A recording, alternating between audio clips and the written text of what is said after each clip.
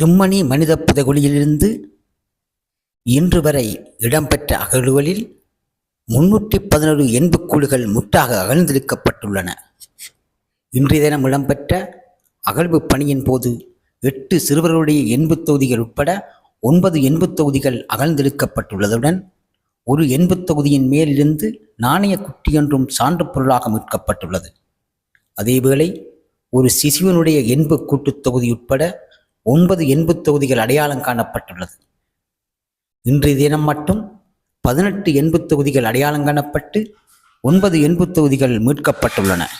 நேற்றைய தினம் அகழ்வின் போது 16 எண்புத் தொகுதிகள் அடையாளம் காணப்பட்டிருந்த நிலையில் ஒன்றோடு ஒன்று பிணைந்தவாறு ஒரே இடத்தில் 6 எண்புத் தொகுதிகளும் இன்னும் ஒரு இடத்தில் 4 எண்புத் தொகுதிகளும் கூட்டாக காணப்பட்டமை அதிர்ச்சி அளித்திருக்கிறது. இதுவரை செம்மணி மனித புதைகுழியின் தடயவியல் அகழ்வாய்வு தளம் 1 மற்றும் 2 மொத்தமாக 327 மனித எண்புத் தொகுதிகள் அடையாளம் காணப்பட்டுள்ளதுடன் அவற்றிலிருந்து 311 எண்புக்கூடுகள் முற்றாக அகழ்ந்தெடுக்கப்பட்டுள்ளமை குறிப்பிடத்தக்கது.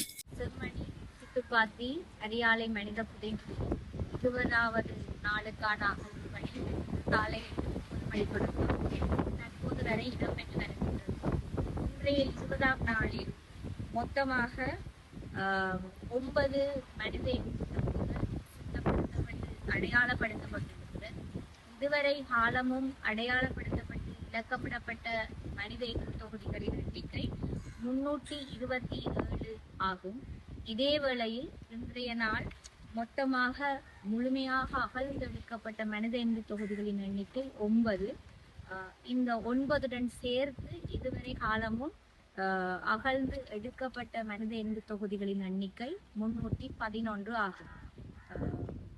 இதே மாதிரி நாளைய தினமும் காலை 8:30 மணியிலிருந்து அகழ்வு பணிகள் ஆரம்பமாகும்.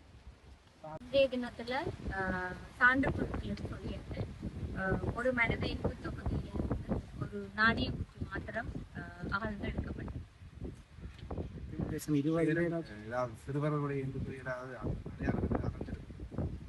நேற்றைய தினம் அடையாளமிடப்பட்ட சிறுவர்களுடைய மனித எண்புத் தொகுதியில் அகழ்ந்தெடுக்கப்பட்ட மனித எண்புத் தொகுதிகள் 8 மனித எண்புத் தொகுதிகள் வந்து சிறுவர்களுக்கானதாக அடையாளப்பட்டது.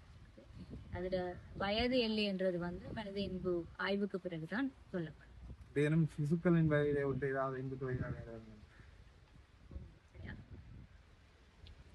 இது வந்து நேற்றைய தினம் அடையாளம் காணப்பட்டு இலக்கமிடப்பட்டது. அது தொடர்பான அகழ்வு பணியும் அதே நேரத்தில் ஆய்வுகள் தொடர்பான விடயமும் இதுவரை ஆரம்பிக்கப்பட்டன. மனித எண்பு தொகுதிகள் இலக்கமிடப்பட்டதோடு அப்படியே இருக்கு.